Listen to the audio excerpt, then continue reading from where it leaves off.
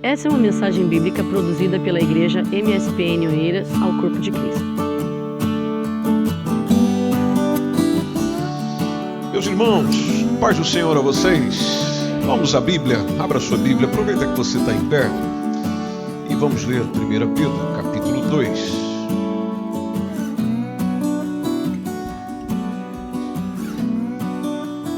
Graças a Deus por esse privilégio de nós estarmos juntos mais uma vez e permitir que o Senhor ministre ao nosso coração. É sempre bom ouvir aquilo que Deus tem para nos orientar para essa semana que está começando.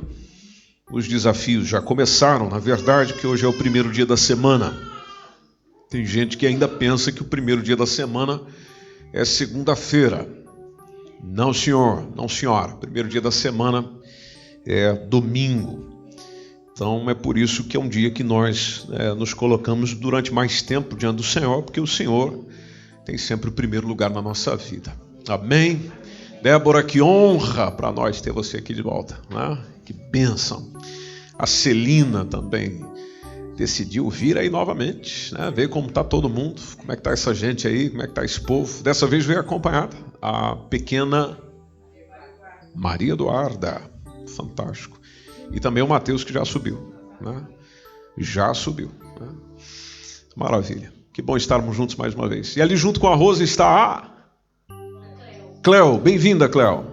Ficamos felizes pela sua presença aqui. Vocês encontraram um texto? 1 Pedro 2, capítulo 2. Nós vamos ler dos versículos 1 ao 3. Diz assim o texto: deixando, pois, toda malícia e todo engano e fingimentos e invejas e todas as murmurações. Verso 2: desejai afetuosamente como meninos novamente nascidos o leite racional não falsificado, para que por ele vades crescendo. Verso 3 é interessante, tem uma condicional dizendo se é que já provastes que o Senhor é benigno. A versão Viva colocou esse texto da seguinte forma: libertem-se dos seus sentimentos de ódio, não se finjam de bons, acabem com a falta de sinceridade e o ciúme e parem de falar dos outros por trás. Ouch! Essa versão nem floreia o português. Versículo 2 diz: clamem por mais, como um bebê chora por leite. Comam a palavra de Deus, leiam-na, pensem nela e cresçam fortes no Senhor. Verso 3: se vocês já experimentaram a retidão e a bondade do Senhor. Amém. Você pode colocar a sua Bíblia no banco aí um instantinho e cumprimentar pelo menos umas 10 pessoas, dizendo bem-vindo, bem-vinda, paz do Senhor, como você está, como é o seu nome, de onde você vem, para onde você vai, qual é o teu povo, qual é a tua terra.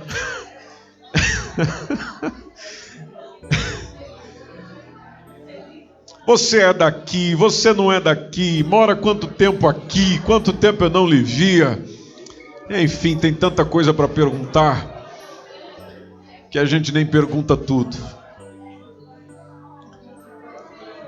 Maravilha. Maravilha. Bênção, gente. Bênção. Bênção. Se você já fez isso, pode tomar seu assento, por favor.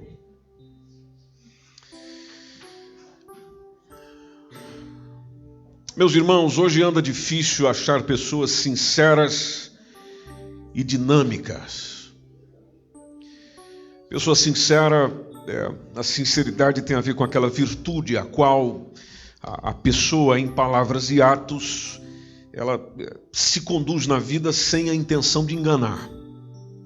Sem a intenção de enganar alguém. Ou seja, nas palavras e nos atos ela não tem nem a intenção. Se ela não tem intenção, não tem atitude.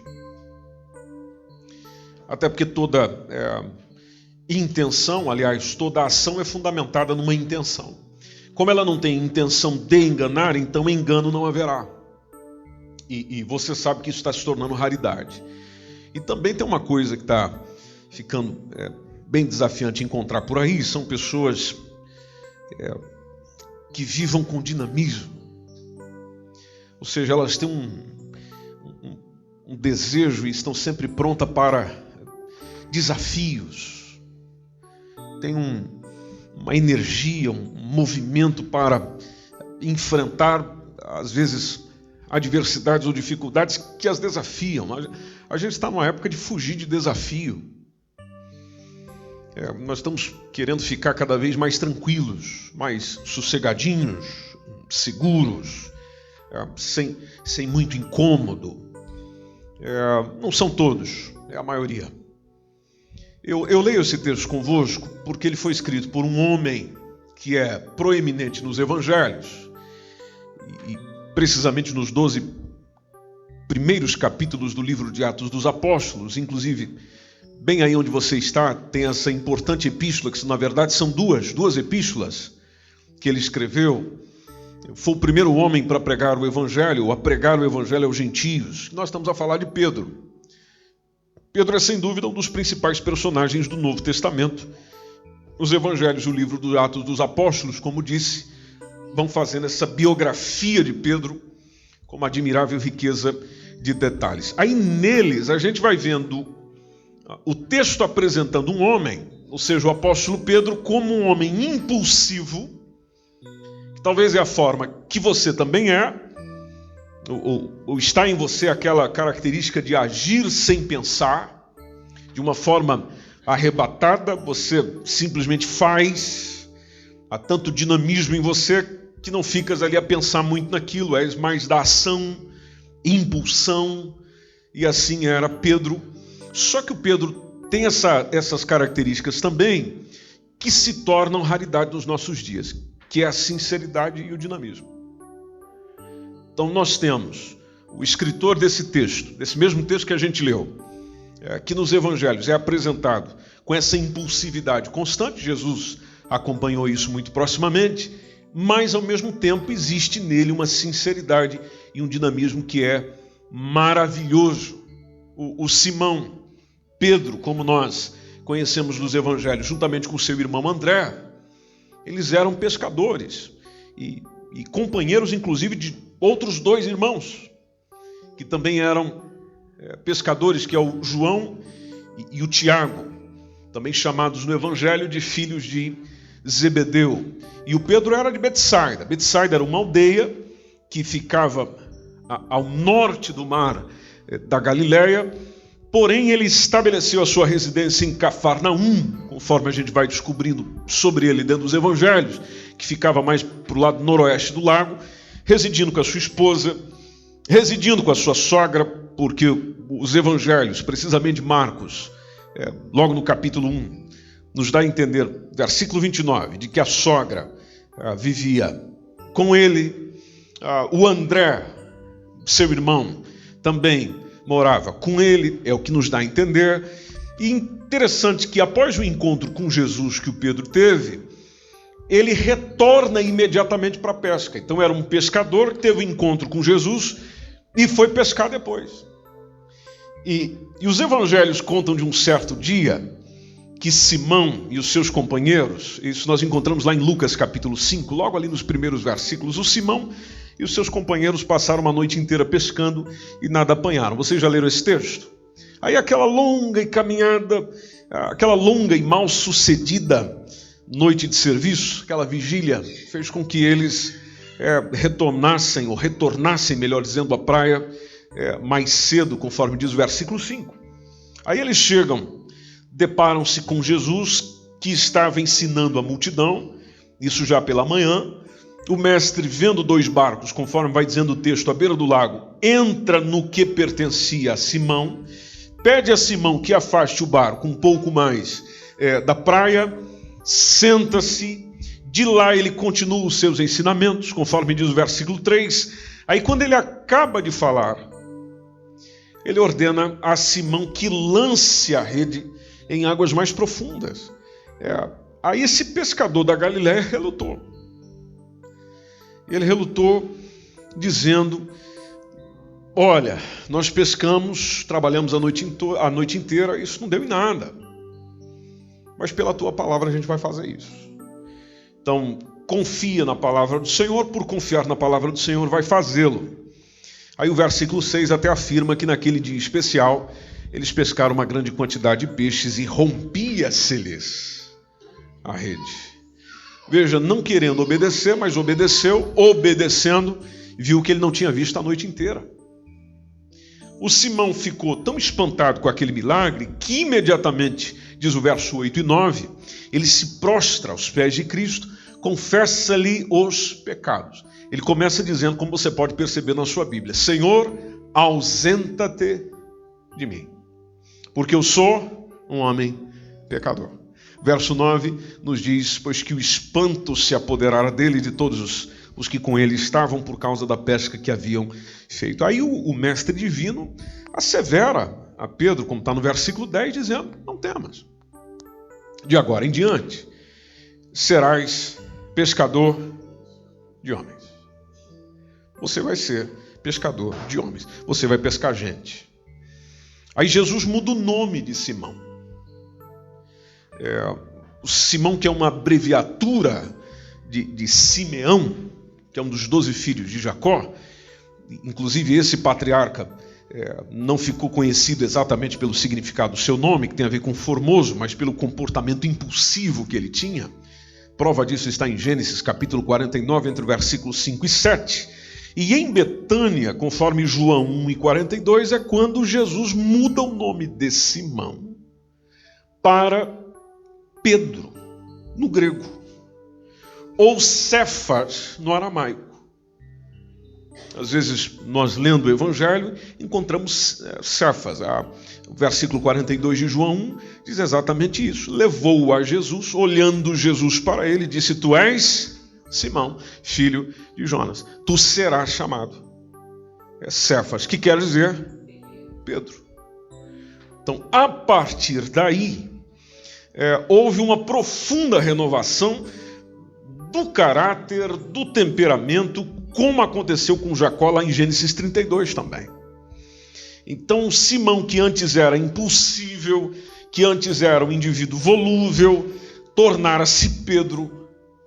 E a gente vai percebendo que ele vai ficando, depois de algumas experiências, mais ponderado, e lá na frente, constante, e bem mais à frente, bem firme como uma pedra. Até porque o nome Pedro tem essa significação também que a gente encontra em Mateus 16. O caráter de Pedro foi sendo transformado por Jesus de uma maneira fantástica e maravilhosa. Por isso que nós acreditamos e temos a plena certeza disso, de que nós podemos ser transformados pelo Senhor Jesus também. Pode ser uma pessoa terrível, gente, difícil. Sabe aquela pessoa bem complicada de viver, de conviver, de ouvir, de suportar, mas não existe nada impossível para o nosso Senhor. Por que Jesus trabalhou com Pedro bonitinho? Bom, em primeiro lugar, Jesus conhecia os seus discípulos, e isso é importante. João capítulo 2, versículo 25, até nos diz que ele não necessitava de que alguém testificasse do homem, porque ele bem sabia o que havia em quem? No homem. Jesus conhecia perfeitamente a personalidade, o temperamento, o caráter de cada um dos seus discípulos. Por isso que você contempla ele tratando com cada um deles de maneira distinta. E nós aprendemos isso muito com Jesus. Às vezes nós temos aquela ideia de que todos têm que ser tratados de maneira igual. Eu percebo com Jesus que não. O que nós temos que fazer com todos é dar-lhes o mesmo valor. Ou seja, não existe pessoa mais valiosa e nem menos valiosa, precisamente diante de Deus. Porque diante de Deus, ou aos olhos de Deus, todos são iguais, têm o mesmo valor. Agora, você há de convir comigo, precisamente se você lê a Bíblia, você não encontra Deus tratando a todos de maneira igual. Exemplo muito simples. Deus tratou Moisés igual tratou o povo de Israel? Não. Quantas vezes o povo de Israel falhou na caminhada do deserto? Muitas. E Moisés? Escrito? Uma. O povo entrou, a descendência entrou. Moisés, não. Moisés orou, dizendo, deixa eu entrar. Não. Tratou igual? Não. Deu uma nova oportunidade? Não. Jesus tratou Tomé igual a Pedro? Não. Tratou Judas igual aos outros? Não. Agora, por que a diferenciação? Simples entender isso. Cada um de nós temos personalidade, temperamento, caráter. Com cada um de nós, a palavra é a mesma, o sentido é o mesmo, mas a aplicação e o ensino específico e detalhado, ele é diferenciado. Então Jesus sabia exatamente o que estava fazendo quando escolhe o Pedro, inclusive sabendo que o caráter dele precisava de aperfeiçoamento. Quando Jesus o chama, e a gente tem isso lá em Mateus 16, 15 ao 19, ao chamá-lo à sua seara, Jesus faz uma coisa que é maravilhosa, que é mesmo surpreendente. Ele vai além daquilo que se vê, além das fraquezas, porque ele conhece as nossas potencialidades. Jesus sabe do que nós somos capazes. Sabendo do que nós somos capazes, ele vai além daquilo que nós consideramos e chamamos de fraqueza. O Pedro demonstra, inclusive, o seu potencial de uma maneira convincente no dia de Pentecostes. Logo após, quando ele, cheio do Espírito Santo, pregou a palavra. E você sabe quanta gente veio para Jesus aquele dia. Atos dos Apóstolos diz que foram quase 3.000 almas que aceitaram a Cristo como Salvador. Mas você sabe que a gente gosta de pensar nas fraquezas, né?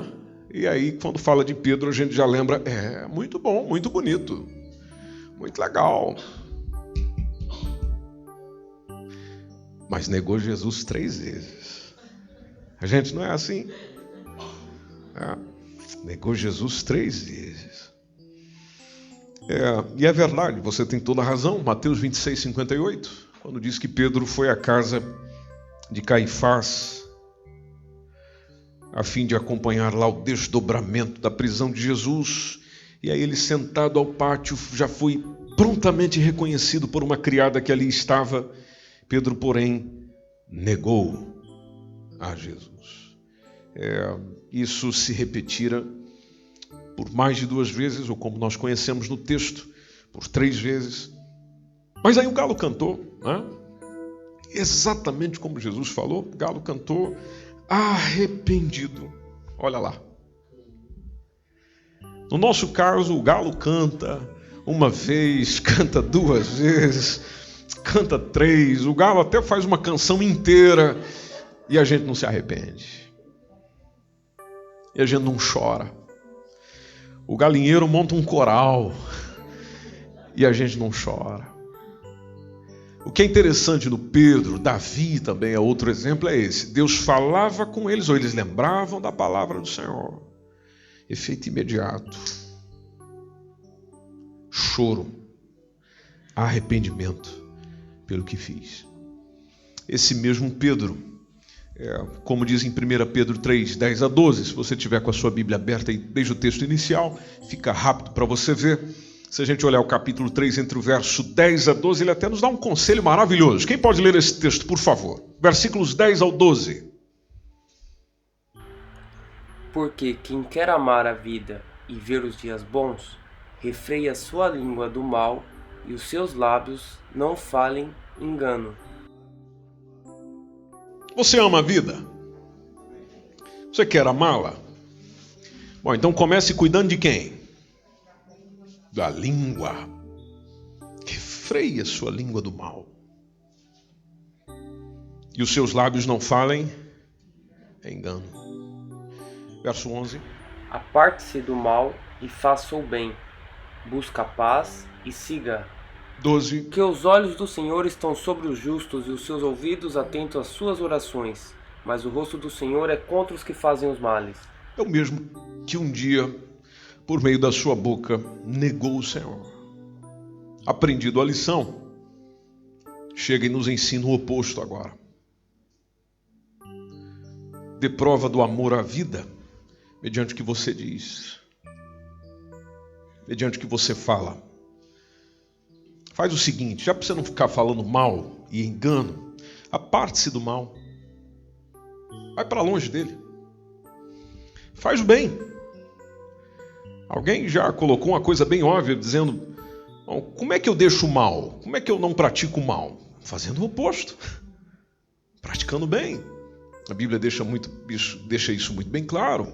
É possível vencer o mal fazendo o bem. Então Pedro deu exatamente esse conselho, lembrando que os olhos do Senhor estão sobre gente que ama a justiça, tem compromisso com o que é justo. Os ouvidos estão atentos à oração desse tipo de gente. Desse tipo de gente. E aqueles que andam só nas suas maldades, querendo fazer mal, o rosto do Senhor é contra. Simplesmente contra. Jesus amava tanto a Pedro que ele deu a Pedro o privilégio de vê-lo ressurreto.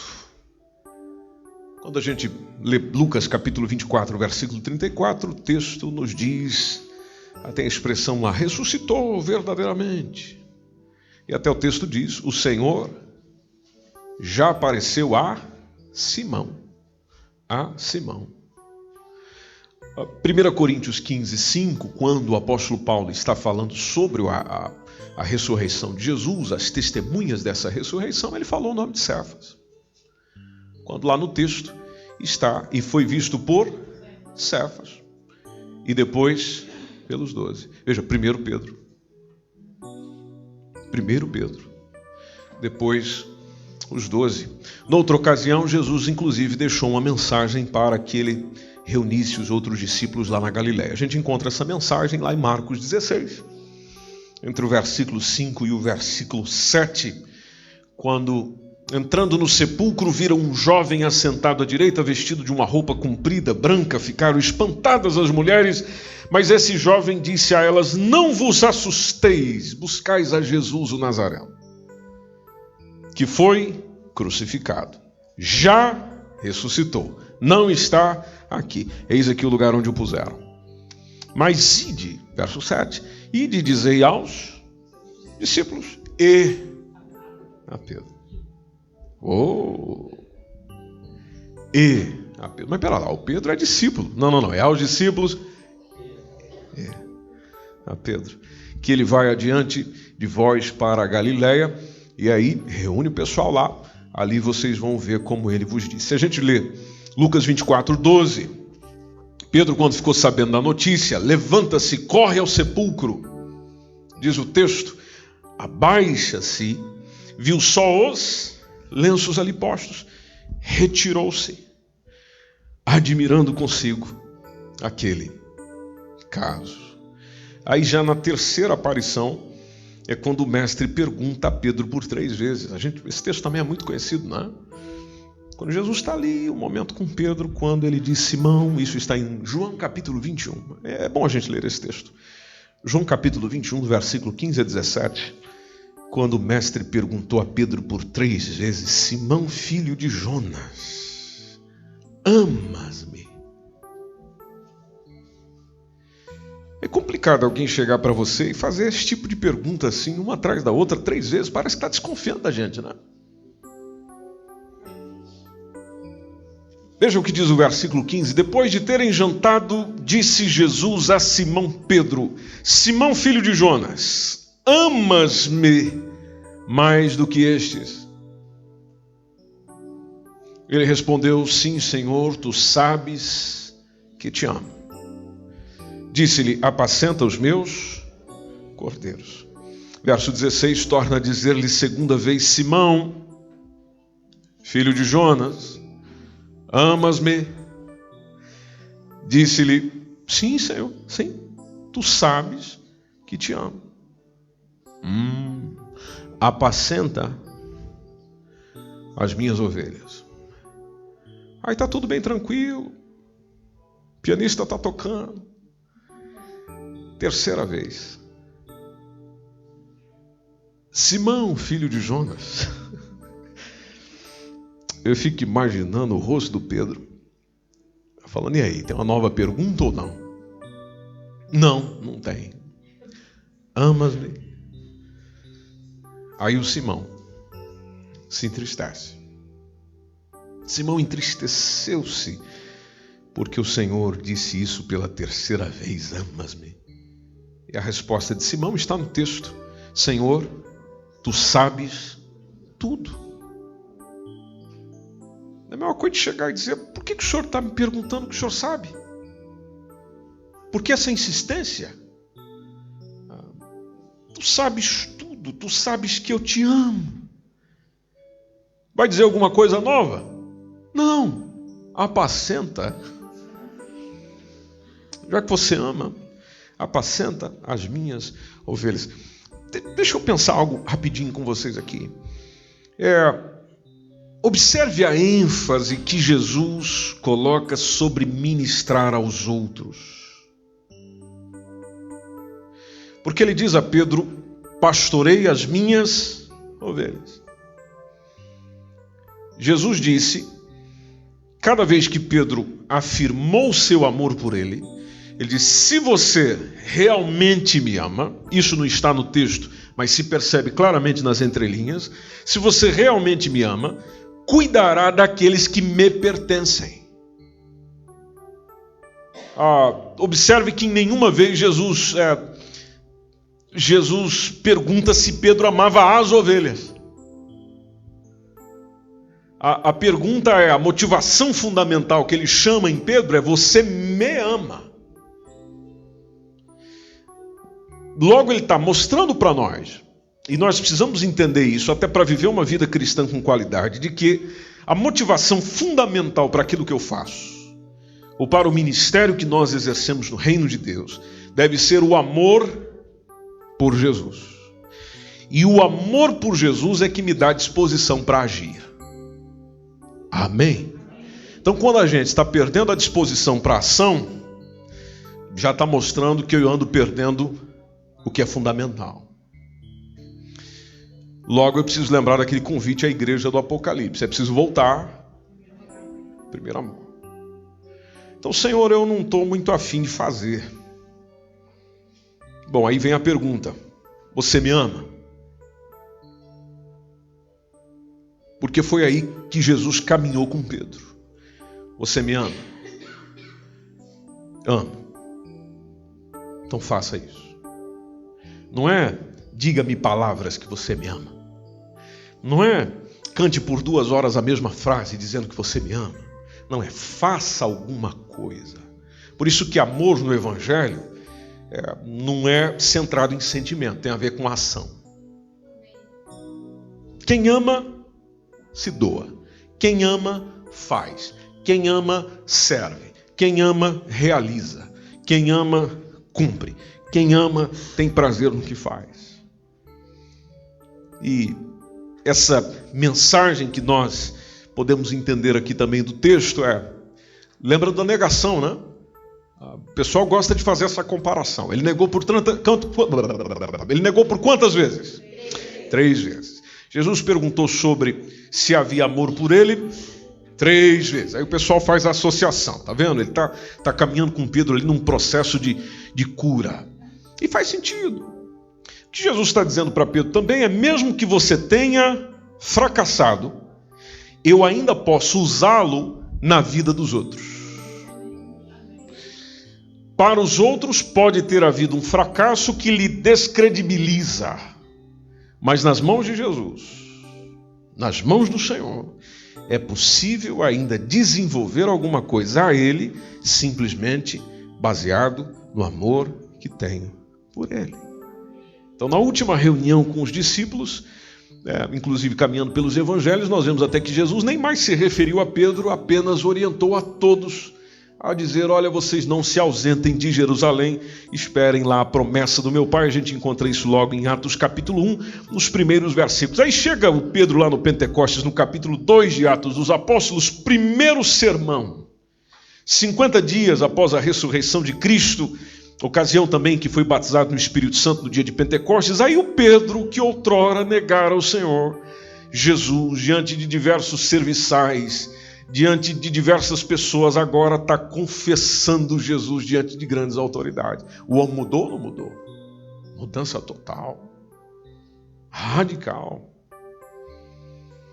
E após o Pentecostes nós vemos esse mesmo Pedro fazendo duas coisas interessantes na vida da igreja. Em primeiro lugar, resistindo à perseguição. Porque o Atos capítulo 4 diz que certa vez esse Pedro estava indo ao templo para orar. Aí tem ali um coxo. O coxo chega e diz, estende a mão. Estendendo a mão está dizendo: e aí? Tem uma oferta para nós aí ou não? Não tenho ouro, não tenho prata. O que eu tenho, eu te dou. Em nome de Jesus. Levanta e anda. E Pedrão.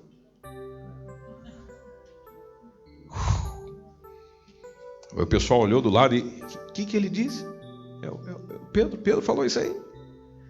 Mas que ousadia.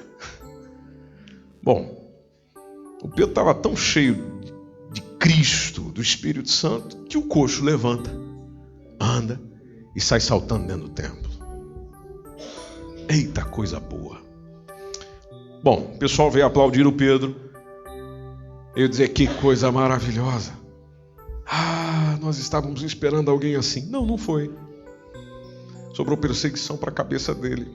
Ele é chamado para dar explicações juntamente com os outros discípulos. A gente encontra isso no capítulo 4 a capítulo 3, onde Pedro e João foram presos e conduzidos ao Sinédrio para serem interrogados. Só que aqui a gente não encontra mais aquele homem de caráter inconstante, um indivíduo inseguro, como era antes. Não tem um diferencial aqui agora. Pedro é um homem diferente. Pedro é um homem diferente. Agora ele está se regozijando por ser considerado digno de sofrer pelo nome do Senhor. Meu irmão, minha irmã, o dia que você encontrar com alguém por aí e essa pessoa chegar e dizer para você: eu estou feliz. O que aconteceu? Conte as boas notícias. Que eu estou sendo perseguido por causa do Evangelho. Você abraça essa pessoa e sai pulando junto. Essa pessoa é raridade.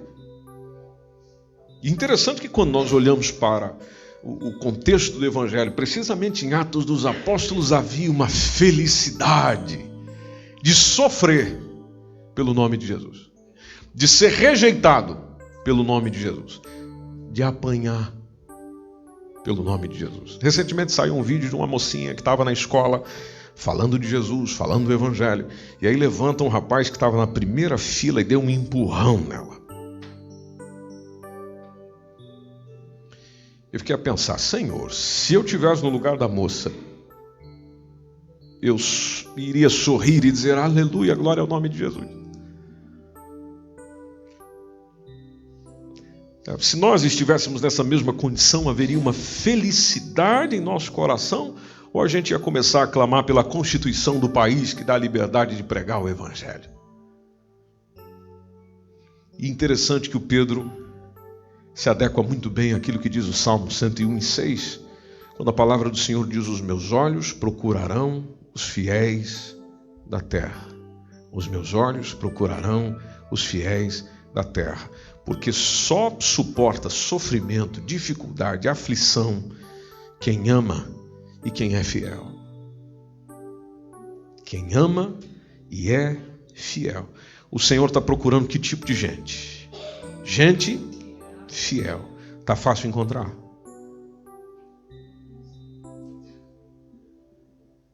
Está fácil encontrar, pessoal? Então, se o Senhor procura os fiéis da terra para que estejam comigo, e até o texto diz, o que anda num caminho reto, esse me servirá. Veja lá o que o texto está dizendo.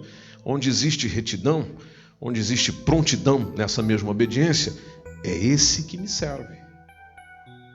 E o que me serve é o que eu uso para servir. Porque Deus não coloca à disposição dos outros quem naturalmente não presta para Ele mesmo. Então a gente percebe alguém que antes não era assim, agora é, mediante adversidades, e depois tem essa parte do zelo pela integridade da igreja. Onde a igreja estava bem recém-formada, ela estava seguindo triunfante, a igreja estava entusiasmada, estava disposta ao sacrifício, mas nem tudo era perfeito. Até hoje não é.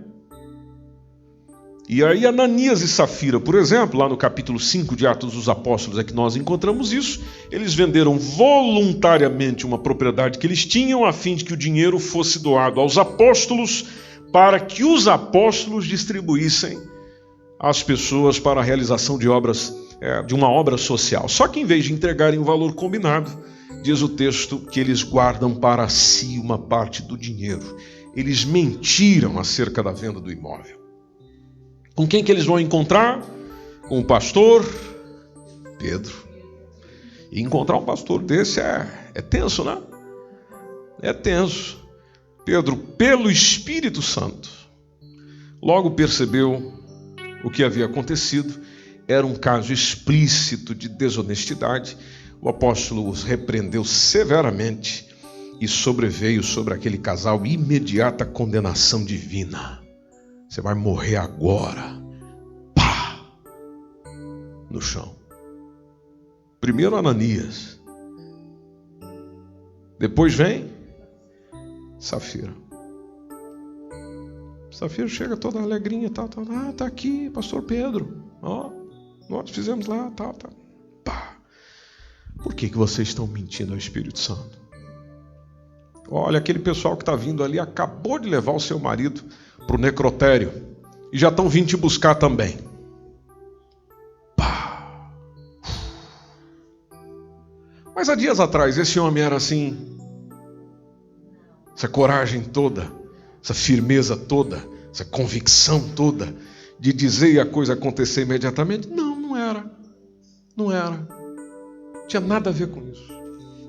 Agora, o que aconteceu com Pedro? O que precisa acontecer com a gente também para que essa sinceridade e dinamicidade aconteça em nós também? A gente precisa ter um encontro com a verdade, que a verdade alimenta o caráter. 1 Pedro capítulo 1, vamos falar do Pedro já então, do que ele escreveu? Capítulo 1, versículo 22 e 23.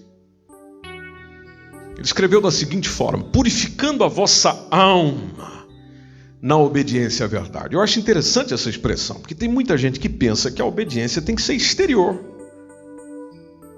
Não, ela vai lá quando a gente caminha pelo Evangelho, ela vai lá na alma. Purifique a alma, purifica dentro.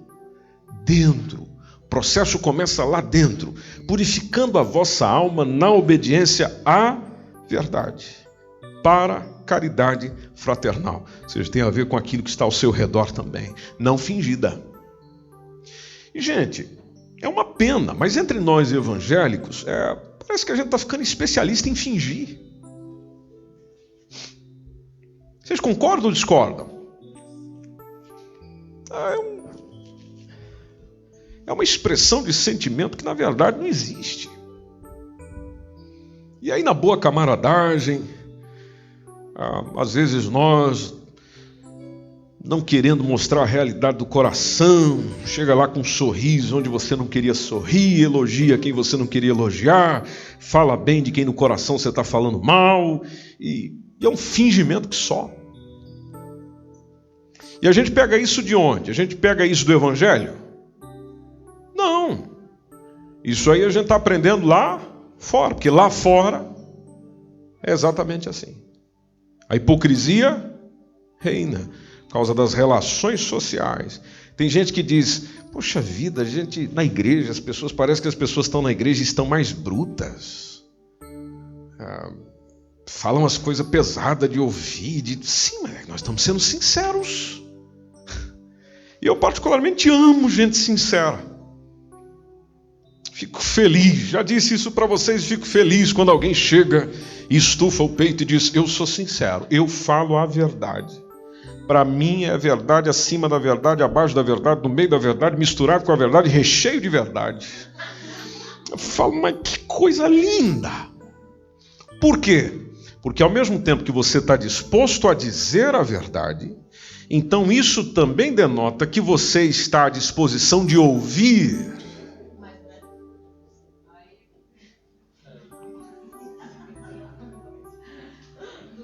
a verdade. Por isso que quando a gente tem um encontro real com Jesus, e Jesus, volta naquela expressão, a verdade alimenta o caráter, mexe no caráter, mas também o nutre, é que esse fingimento que a gente traz da velha natureza, ele vai caindo por terra. Você está bem? Você está bem. Você está mal? Você está mal. Você, quando expressa o que vai dentro. É claro que isso não justifica má educação. E já os orientei sobre isso. Má educação é uma coisa, ser sincero é uma coisa, má educação é outra. Precisamos nos ajustar nesse sentido também e aprender com Jesus. Mas o Pedro está falando de purificar a alma numa obediência à verdade, para uma caridade fraternal não fingida. Aí ele diz: amai-vos. E veja o que diz logo após: ardentemente. Ardentemente nos lembra aquele fogo, aquele desejo, aquela vontade, onde eu amo com ardência, com boa disposição um ao outro. E ele acrescenta: atenção, com um coração puro. Isso precisa ser real, isso precisa ser sincero, isso precisa ser verdadeiro, isso precisa ser puro. Não é. Bom, se não é, nós precisamos do encontro com Cristo. Ou seja, em outras palavras, precisamos do encontro com a verdade. Tanto que no versículo 23 ele diz: sendo de novo gerados. Isso nos lembra o novo nascimento. Sendo de novo gerados, não de uma semente corruptível, mas da incorruptível. Que semente é essa? Ele acrescenta: pela palavra de Deus. Pela palavra de Deus. Bom, se eu quiser ser transformado, o que eu preciso? Palavra de Deus. E deixar essa palavra bater na minha cabeça. Até que a consciência, a mentalidade mude. Aí ele diz logo após: viva. Palavra de Deus, viva. E ela não pode durar só uma semana. Permanece para sempre. Veja, o próprio Pedro está dizendo isso aqui para nós, porque isso aqui aconteceu na vida dele. Então a busca pela maturidade espiritual vai exigindo essa purificação do nosso coração, um desejo ardente de crescimento para essa nossa salvação. Então, com Pedro a gente apresenta, e aqui eu vou concluindo, meus irmãos, para a gente poder ir embora. Nós precisamos aprimorar essa sinceridade, trabalhar na nossa sinceridade. E quando eu digo a sinceridade, tomando lá a raiz dessa palavra, que tem a ver sem cera, sem maquiagem, é de deixar realmente essa sinceridade acontecer aqui dentro. Onde eu não estou maquiando nada, eu estou simplesmente sendo o que sou, reconhecendo que às vezes aquilo que sou não deveria ser quem é. Ou seja, conflitar consigo mesmo. Aprender como diz a própria palavra do Senhor e o convite de Jesus, a negar a si mesmo, a conflitar consigo mesmo, à medida que nós vamos aprimorando, inclusive por meio da nossa santidade, tomando o exemplo de Pedro, porque Pedro, com as experiências, foi sendo aperfeiçoado no caráter. Jesus Cristo quer fazer exatamente isso com a gente, ou seja, trabalhar na vida daqueles que se entregaram a Ele de todo o coração. E aqui eu falo para pessoas que fizeram isso, amém? Capacitando a cada um de nós para toda esta boa obra. Jesus mudou a Pedro. Por que não pode mudar a mim e a você?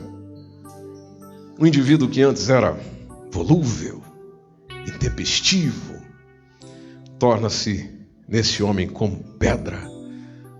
Porque o tempo que ele teve com Jesus e aquilo que ele recebeu de Jesus trouxe saúde para o seu caráter. Trouxe saúde para o seu caráter. E a gente precisa disso. Nós, como igreja, precisamos disso. Lá no nosso ambiente de trabalho, a gente está precisando disso. Dentro de casa, nós estamos precisando disso. Aí vem aquela famosa frase, né? Ah, mas isso é difícil. Bom, aí para isso vem a pergunta que Jesus fez a Pedro. Você me ama?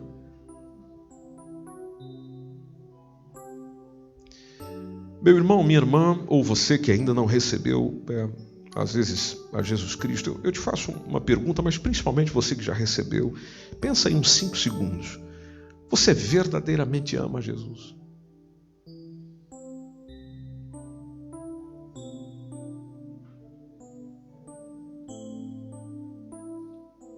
A gente verdadeiramente ama Jesus?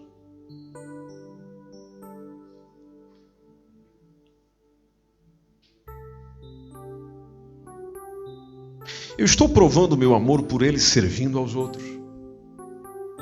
Que foi exatamente isso que ele disse a Pedro. Sirva. Sirva como o quê? Bom, no caso de Pedro, cuidando das ovelhas. No nosso caso, é fazendo o quê? De qualquer forma, é servindo aos outros.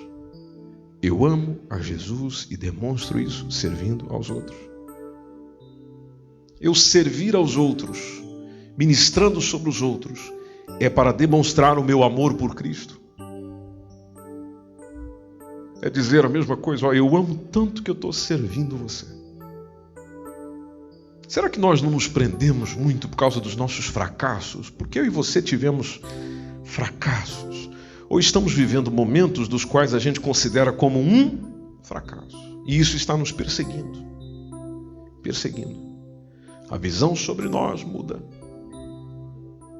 A autoestima fica lá embaixo por causa dos nossos fracassos. Pedro teve os seus, mas isso não me impediu de ser alguém que posteriormente no encontro com Cristo foi sarado, foi curado e foi poderosamente usado por esse mesmo Cristo. Então pega aí a lição de Pedro. Deixa o Espírito Santo trabalhar no seu coração a partir de hoje, nessa semana, para que você aprenda a amar o Senhor, de forma que, amando o Senhor, veja a transformação acontecer em você. Simplesmente isso. Quanto mais a gente ama, menos a gente peca. Quanto mais nós o amarmos, mais nós servimos. Haverá dias complicados, haverá dias difíceis, porque você também não é de ferro. Você é carne, você é osso, você é um ser emocional. Então haverá dias complicadíssimos, às vezes as decepções e os fracassos vão realmente nos arrasar, as expectativas, a maioria delas frustradas, vão acabar com o nosso sorriso, mas lá está você, não fingindo nada para ninguém, por causa da sinceridade que você tem em Jesus. E o dinamismo que você recebe do Espírito Santo te move a continuar fazendo, continuar desenvolvendo, continuar investindo, continuar planejando, continuar programando, continuar movendo as coisas. Por quê? Porque eu amo. E amando, eu não consigo ficar parado. Quando isso for sincero do nosso coração, então realmente nós vamos entender o que é ser controlado pelo Espírito Santo. Então eu vou só repetir o texto que nós lemos inicialmente. Livrem-se. Na versão viva. Livrem-se. Livrem-se. Libertem-se desses sentimentos de ódio. Não se finjam de bons. Acabem com essa falta de sinceridade e o ciúme. Pare de falar dos outros por trás. Clamem por mais como um bebê chora por leite. Mas eu vou clamar pelo quê? Pela atenção dos outros? Não. O texto diz, coma a palavra de Deus. Coma a palavra de Deus. Como é que eu faço isso? Boto no prato, tempero e mando para dentro, como eu vi alguém fazer certa vez? Não. É ler, pensar nela, e assim o crescimento vai acontecendo, a gente vai ficando forte no Senhor, se é que nós já experimentamos a retidão e a bondade do Senhor. uma mensagem bíblica produzida pela igreja MSBN Oeiras ao Corpo de Cristo. Siga-nos nas nossas redes sociais, Instagram e Facebook. Subscreva o podcast e também o nosso canal do YouTube. E saiba mais informações em msbnportugal.com.